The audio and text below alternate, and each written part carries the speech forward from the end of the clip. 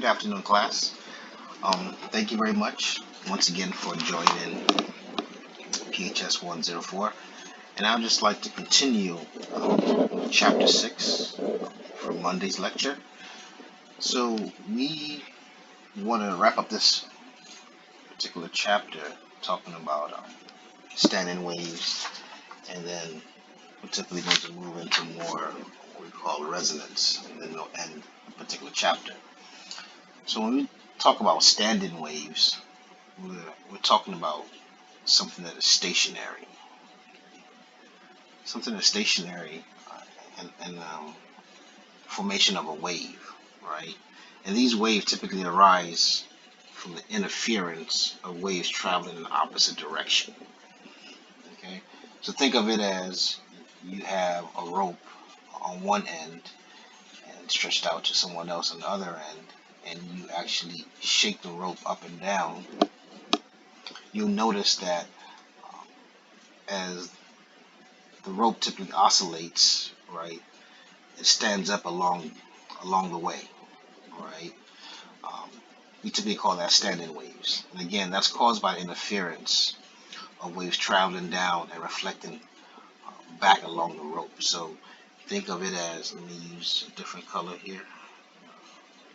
So we have something like this.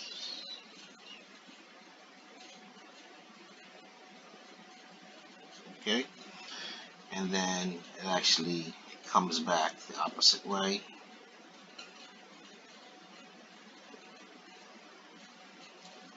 Okay, so you're typically going up and down, back and forth. Okay, and there's some interference as these waves traveling down and reflected back along that particular rope. So when we look at kind of the breakdown of what's going on, this standing wave typically can be broken into a minimum of two characteristics: the nodes, okay, and the nodes typically are where the interfering waves, they typically cancel each other out. You know, they're equal and opposite at that particular point, whereby this is known as a zero displacement.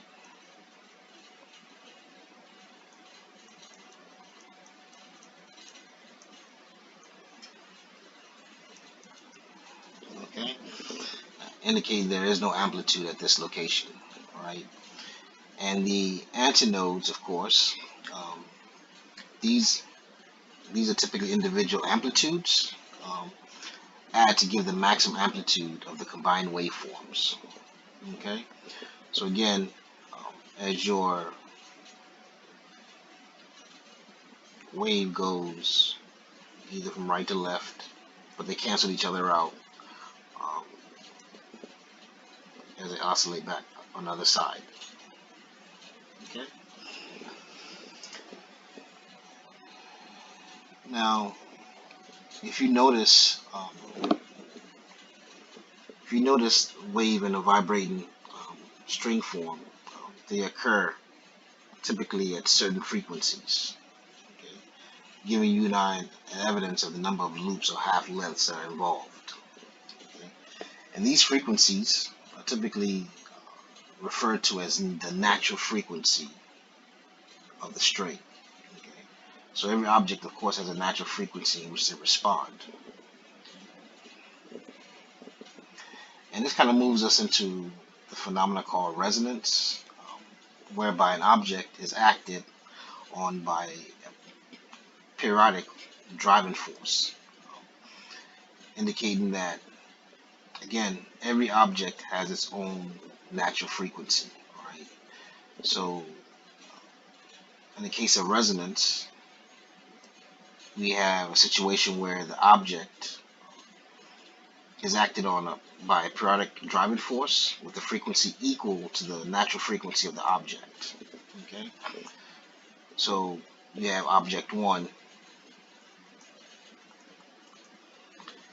It has a certain frequency, and object 2 has a certain frequency as well. All right.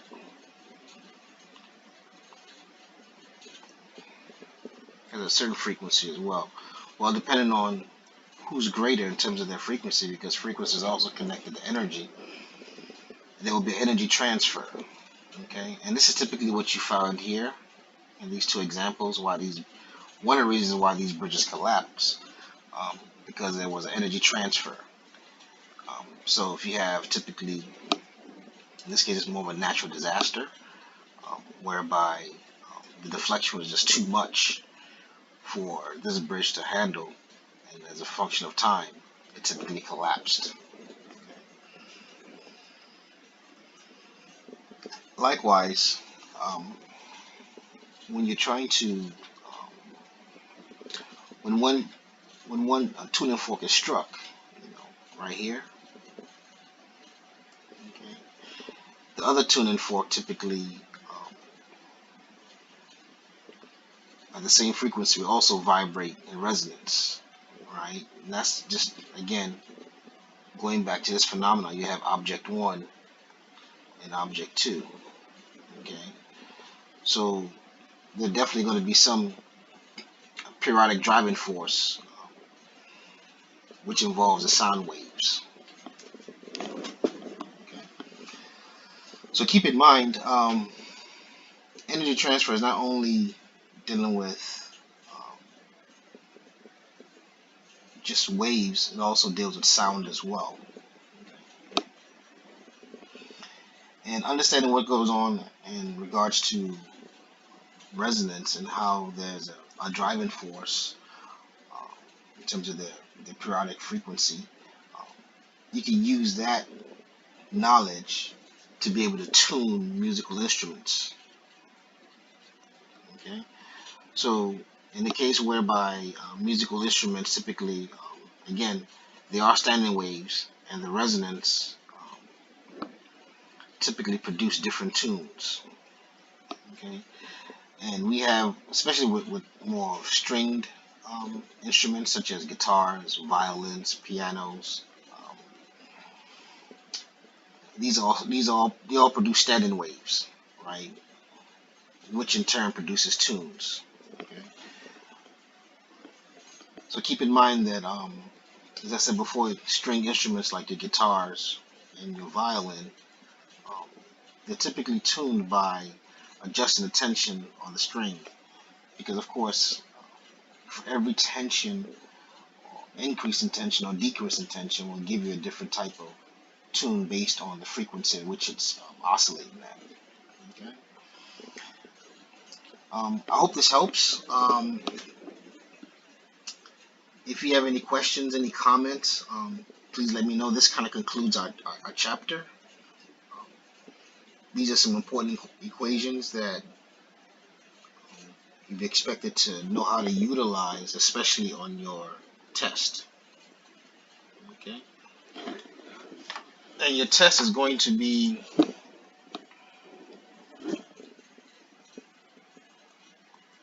(10/28/2020). Okay? Our second test is going to be on 10/28/2020. Okay? And keep in mind that this is going to be on D2L. And I'll give you further instructions, but it's going to be on D2L. Okay? And we're going to cover from chapters 4,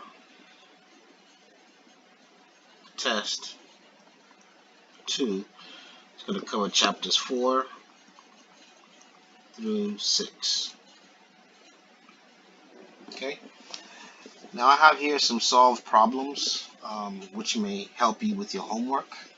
I have one question whereby is asking what is the period of the wave motion for a wave with a frequency of, that's 0.25 kilohertz. Okay, that's the frequency right there. Okay, so for the solution, if the frequency has been given to us, right, keep in mind that the prefix in front of the hertz is nothing more than kilo, which means 1,000 or 10 raised to the power 3, either or. Okay. So once we've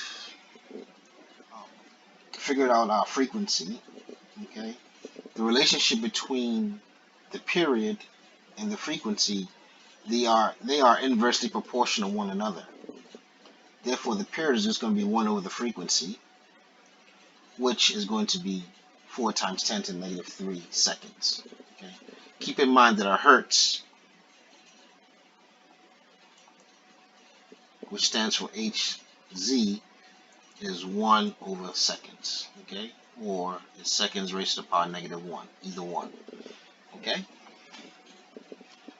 Number 2, waves moving on a lake have a speed of 2.0 meters per second and a distance of 1.5 meters between adjacent crests. A, what is the frequency of the waves? B, find the period of the wave motion. So for A, they want us to determine the frequency of the waves. Well, we've been given the speed, right? And they told us that the distance between the crest is going to be 1.5, which is the wavelength. Okay, so the relationship between the velocity and the wavelength and the frequency are pretty much outlined here. And now we are asked to find the frequency, so we can just manipulate this particular equation right here, and we'll get our frequency happens to be our velocity divided by our wavelength, which is lambda. Okay, and when you do the math, you're going to get 1.31 over seconds, which is, you can raise the seconds, bring it up to the numerator, but you have to put that -1 there, which also just means hertz. Okay, and that is a unit of frequency. Hertz, unit of frequency. B, they want us to find the period. Well, again, the period and the frequency are inversely proportional to one another. So if you just divide 1 over 1.3, which is the frequency, will give us the time. Okay. Let's see here.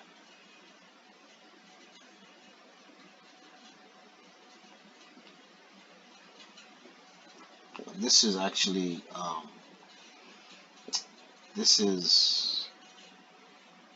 I made a mistake here. The period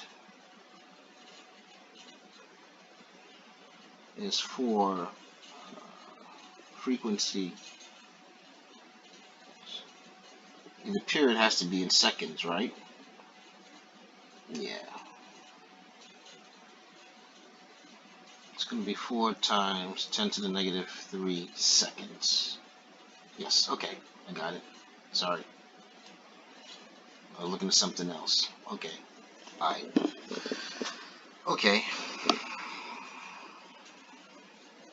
Now, let's go to number 3.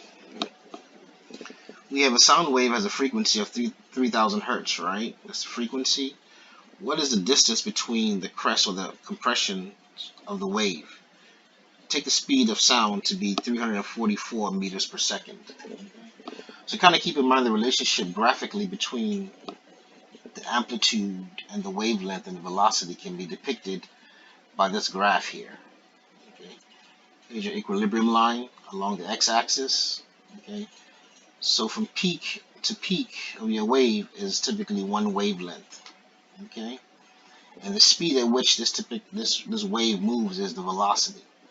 Okay. And the amplitude always is the distance from the equilibrium line to the highest point of the graph. Okay. That's going to be your wave amplitude.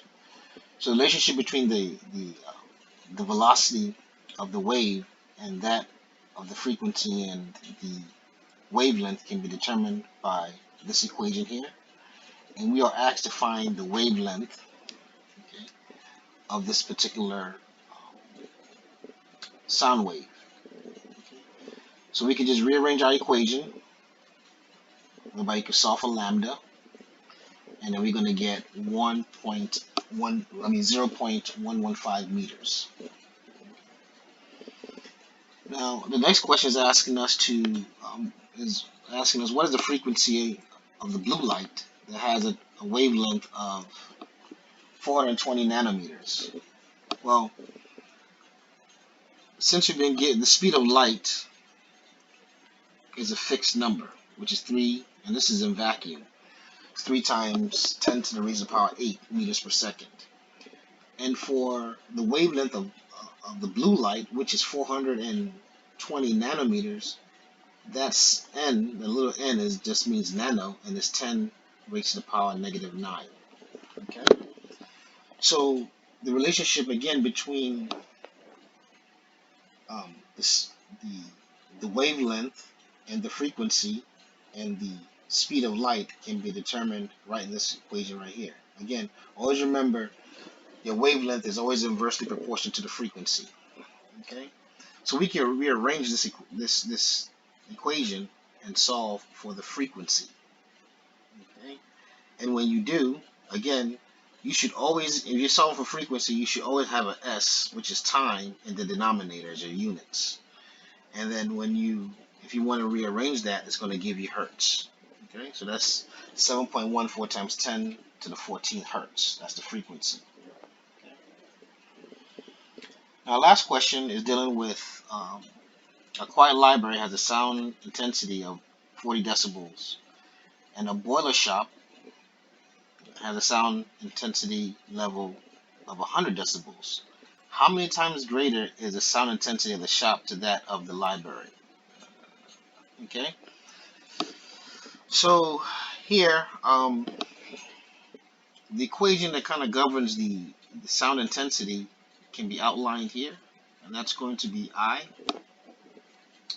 which is in decibels, right? 10 times the log of the ratio of your sound intensity to some known sound intensity, I sub naught. Okay. Now for the shop level, for the library, the sound level for the library, they told us it was 40 decibels. 40 decibels right here. I'm going to change the color here. Okay. So we can make that equal to 10. Again, this is a standard ratio, 10 times the logarithm of the ratio of intensities. Now we're asked to find or solve the ratio for the ratio of this I over I sub naught, I sub 0. So the first thing you want to do is really, at this point, is try to erase some of this stuff here.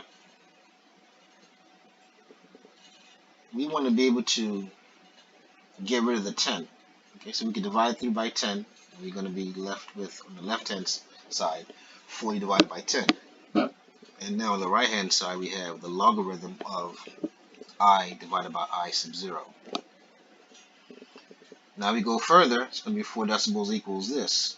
Now we need the logarithm is controlling this term right here, so we want to get rid of it. So we have to pretty much multiply it by its inverse function, which is a unit of 10. So you could write it this way: 10 raised to the power 4 equals 10 raised to the power, whatever you do to the left-hand side, you have to do to the right-hand side. So we raised the left-hand side up by, our base is 10, and it was raised to 4, and now this becomes our base now, but these two cancel each other out. These two cancel each other out. Okay, and when they do, I'm only left now with the ratio of I divided by I sub naught. Okay, so the sound intensity ratio is 10 to the 4 for the shop level. For the library.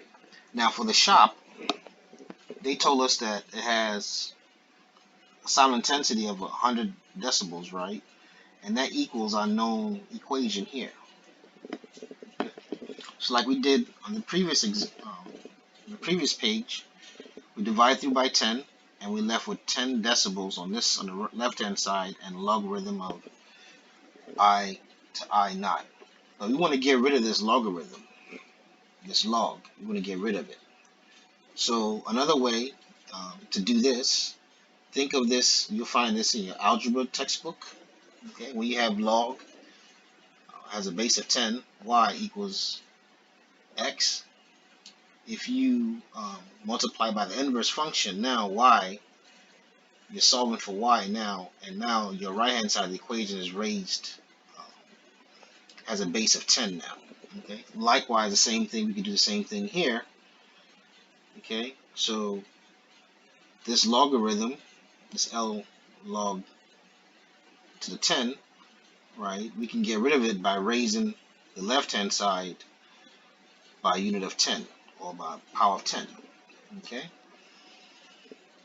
and now you can see now we have 10 to the 10 equals I sub I 0.